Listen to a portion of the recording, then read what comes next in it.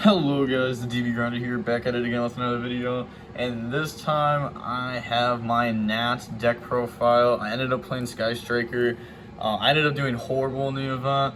I will go over that at the end of a high-rated DB match this week. It's currently very late, and also, I kind of dehydrated, Konami rules, etc., etc. But I will for sure get into all that if you guys want to hear about it, of course. And yeah, I can go ahead and start in the deck profile. Also, this is very sketched, by the way. I have like my phone on a calendar. Nobody else is awake, but trust. Okay, so to start it off, I have 3 Ray and 2 Rose for like the monsters, for like Sky Strikers. You really need 2 Rose for like the math to really make sense in the deck. And then like you don't need 3, you don't need 1. Obviously, like if the math wasn't there, you could just play one of it. It's just like a piece in the deck that could help you out.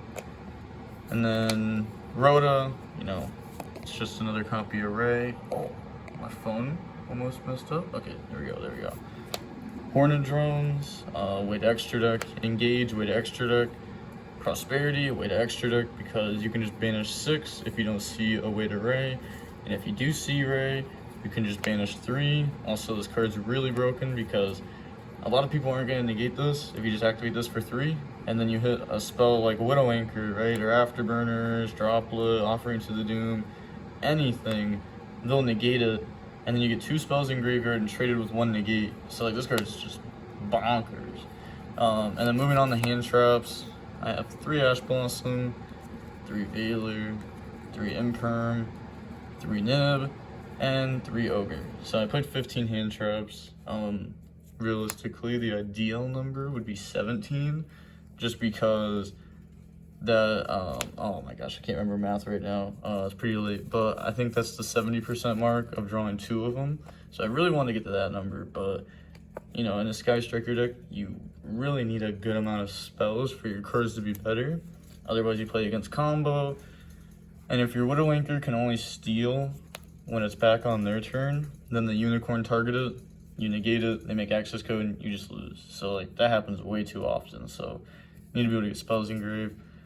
1 Droplet, I know it's gonna sound weird. This is tied for like the 3rd, I'd probably say it's like the 40th card. Oh yeah, it's definitely the 40th card.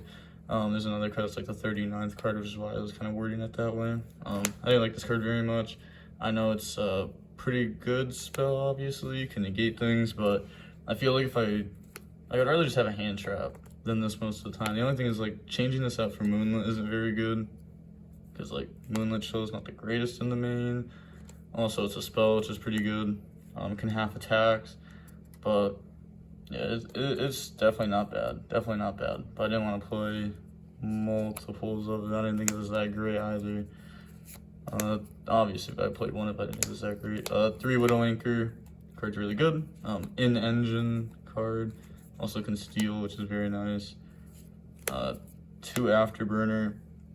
So I decided to play this because I feel like you either play like 1 Afterburner and just here, I'm not playing Area 0. So you either play 1 Afterburner, 1 Area 0, 2 Afterburner. And I feel like the second Afterburner came up way more than Area 0. Area 0 felt like it was only coming up when I drew Terraforming, which is it's a 1-of, so like never. And then or when I was in like a weird Mystic Mind scenario, or Hayate dump. And like if you just see my deck, like I don't get in weird scenario, I don't Mystic Mind people that much. I like Afterburners, it just does the pop. Area 0 is a bad going second card. It's good to hope you see Engine, but like the deck doesn't like brick. I didn't brick at all. I mean, to be fair, I didn't play that much this weekend. But yeah, the deck just, it wasn't bricking for me. Also, there's like other starters in the deck. 3 Offering to the Doom. This card's crazy. It just says pop, like skip next draw phase, but it's fine because you just search Engage off of like your shiz, and then that's your follow-up. That is your draw phase. Terraforming, I mean, good card. 1 Mystic Mind, also a good card, but I didn't want to play a lot of it because I don't like playing the Mystic Mind game. I think it's a poor strategy if you try to sit under it for a while. So it's pretty much in the deck because Terraforming, and it helps side decking a lot. And then one Pinkertops is like the last like full going second card. It's pretty good. It's pretty good versus back row decks. You know, right now the format's very diverse, so I decided to play this. I was this was like the 39th card. I didn't know if I wanted to take this out or not right before the tournament. I was very not sure, but I decided, like, you know what? I decided this card was good. I'm going to play it. I think it's good, and I'm happy I ended up playing it. And then one Shark Cannon, one multi-roll. These cards are like going second cards depending on what deck you're going up against. Like multi-roll, if your opponent has like a lot of negates, you can activate this, target a set card, like set spell, and they'll negate it. So like this trades with a negate. Shark Cannon, obviously, depending on their deck, can do something. It obviously just depends a lot on both these cards, but I think both these cards are mandatory at 1, and you can't change them. So that's the list. 40 cards. Thought about playing 39 with Upstart and Prosperity. I was doing it for a while because like the math supports it, like doing this. But the thing is, Upstart doesn't draw that good every time. Also, like Upstart could just draw into like a hand trap and it not be that great. Could draw into Prosperity and not be that great. I don't think playing Upstart would be horrible, but it's not what I would do. So, and I think other decks, you should play Upstart even though you're playing like Extravagance or Prosperity. It really depends. Felt that way about Guru a long time ago. But going on into the next. Ooh, wait, got extra deck. But I got my Field Center. I just leave it like this though, so it's ugly. Leave it like that. I got my Taya token. I like Sword Soul. I got my Ray token. Shout out to the Striker God David. I got my friend group picture. I got my friends token. Shout out Cody. And now I have the extra deck. Okay, so one kind of, I mean standard. I'm not gonna explain that too much. 2 Hayate. Thought about playing 3 of this, but honestly, it doesn't come up. Like it almost never came up for me. It's kind of just because I wanted more like striker links, kind of play the deck more like a zoo deck. But 3 Kugari, 3 Shiz. I know some people were playing 2 of this, but 3 comes up way too much. And I would never play 2 of this. I tried at one point when I first started playing the deck, I was playing 2 Shiz, 2 Hayate, 2 Zeke. Horrible, horrible. 1 Zeke. Thought about playing a second one of it. I really like the objective of staying in engine at all times. So that way you can like get follow-up and beat people with your engine, hand traps, non-engine. But I wanted room for the other stuff like Halk's mandatory, Celine's mandatory, Access Code. I think all these, I cut these at one point and very bad. Dark, good. Lina. Thought about taking out Lina and playing an Asa instead. But I am happy with the choice I made. I think Lina comes up more. There's just more lights in general than there is Earth monsters. So I want to have this for more matchups. Because like if I'm playing like the Dark and Lina, I can hit most matchups with Charmers, I feel like. Also does have cool interactions, so like you can search Pinkertops with it, but this can also search like Rose, Veiler, Nibs, so they have their own flaws and such. Side deck, hold on. Oh, I'm like bent down. I've been standing up this whole time. I got one Metaverse. So you're gonna hear me say this term a couple times. It's called turn neutral, and turn neutral cards are when you're going second deck, wins game 1, and you don't know if you're going first or second, game 2 or 3. So you put in these cards that are good going first or second. So Metaverse, this card's good going first or second. Oh, it's weird when Demise of the Land. It's like this is how the siding patterns ended up working out. And I had other stuff for like the Despia matchup, which is like what this is like super good against, or supposed to be super good against, even though like game 2 it's not as good as it would be game 1, but don't like Mystic Mind that much. Called by, I'm not saying like I don't like Mystic Mind that much, like I wouldn't play it in a deck, like if I truly thought 3 Mystic Mind, Demise of the Land, Terraforming Metaverse was good, I'd play it 100%. I'm going to play what I think's the best. But called by, these are all pretty turn neutral. It really depends on the called by, but I wanted another one because I had Cosmic. You need this versus Brave Token decks. You can hit Scythe, you can hit Anti-Spell. If you go first, you can hit Fateful, and you need to be able to stop Fateful because a singular right can break a lot of your board. So you need like Ogre, Cosmic, Offering to the Doom. You need some way to like interact with it. But those are my turn neutrals. And then, yeah, I know people are gonna come in here and say weird ratios, forehead, but like 1 twin, I'd cut that down. I played a jamming wave. It's stronger to have an in-engine back row out, but that's not what I took that second twin out for. I was playing 2 twin and a jamming. I'll explain the second twin thing in a little bit. 1 shark cannon. I wanted another one. It's pretty good versus like the Eldritch matchup, the Despia matchup. It's another spell in graveyard.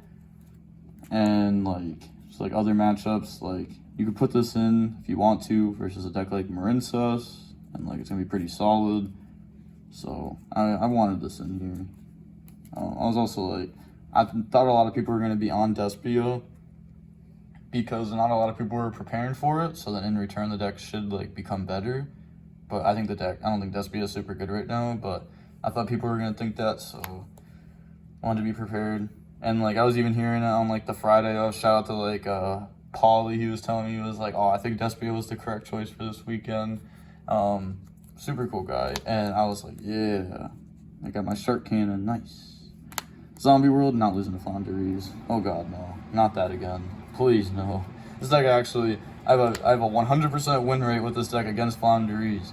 And like, it's not supposed to be like the easiest matchup in the world, but at the same time, it's not like the hardest matchup. And this just helps make it a lot easier, for sure. So I definitely want this in the side deck.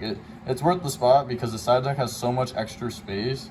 Because like, you only side out a couple cards per game, really. Like, a lot of like the things that you'd put in a side deck would be like hand traps or going second cards. But like, this entire 40 cards is going second cards. So you want to take out, like when you're side decking, like, take out a Pinkertops, take out a Terraforming, take out a second Afterburner, take out Droplet. That's 4 cards you can take out right there.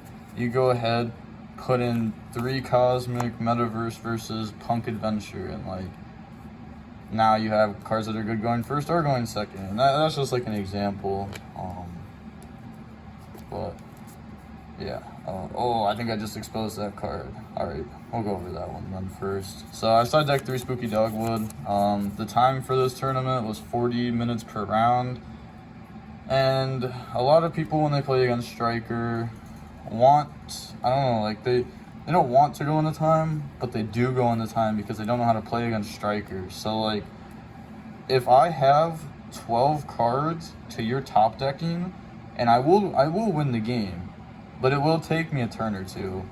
When I do win the game though, like, you would have wasted a couple extra minutes, so there's no point in doing it. Like, this card is nice. Card is nice. I like it. Also, you can side it in when there's like more than just like a minute left. Like, also, sorry for the AC if you guys can hear that, but also this card's good. It's Threatening Roar. Like, if you think about it, right? So like, I don't know, let's say your opponent, like, I don't know, starting play, random thing, they activate Griffin's Hand effect. You chain this, you are not losing that turn. Like, you're just simply not. Also, quick notice that I told somebody about this card, told a couple people about it, and it says if your opponent special summons an effect monster, do not chain this to the right. You will they will add Griffin pass, you take 4,000 damage. I guess like, in some scenarios that'd be good, but if you're siding this in for time, like, you don't want to take 4,000 in your time with Striker. The last 2 cards were just 2 Moonlit. I have 5 cards for time. This card becomes way better in time. You can't always get burn damage off with it, because like, it doesn't like force burn damage or anything like that. Force life points difference like this does.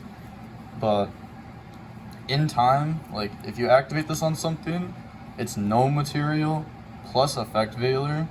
So like I don't know what else there's to say. Like you effect veiler, no material, a monster. And if they decide to get rid of it, you just win. So it's crazy when time is coming. Also, if you're forced to go first when time is coming, all these are pretty mediocre. Or this is really good whenever time's coming, obviously. But this is pretty decent going first. Not super good. Kind of mediocre, like I was saying. Cool combo though is like offering to the Doom with this. I haven't had it come up like in time or anything to win. I have had it come up though, and it's a pretty cool combo. It's pretty cheeky, I'm not gonna lie. It's not gonna come up that often with like a 2 of in the side deck and like 3 of in the main deck. And this isn't even coming in all the time, like, you know. But I also like this can hit the I'd side this in also versus like big combo decks, just because I feel like my hand trap gets a lot more value than something like, I don't even know, like an Afterburner would or something, because Afterburner trades with 1 negate, but Moonlit will probably end up trading with multiple interruptions. If this is the card that stops their Hulk or is the second hand trap, then, and they don't combo, that's insane. Like, I win that game almost instantly. But if my opponent gets the full combo, even if I break the board, they're gonna have the follow-up to try to end the game. And my deck needs to be able to stop that, which is, again, why I side deck the way I do and stuff. Built the deck the way I did, because at first I was playing more going to second cards, more Mystic Minds and stuff, but like offering to the Doom is just, like, I was playing 3 Afterburner. I truly thought 3 Afterburner was correct, but you just need like more offering to the Doom and stuff, just because like this card is like very good to set, and then just like activate it as a trap card in your opponent's turn. So like, also same thing as like this, like the little unicorn, try to pop the back row, you chain offering on it, and you just win most of the time. But with all that being said, I'll go over more in the future. I'm kind of tired. DB Grinder signing off. Peace. Oh, also I forgot to bring this up at the beginning. That's unfortunate. I'll bring it. Oh man. Yeah, I'll bring it up in a future video for sure. But peace.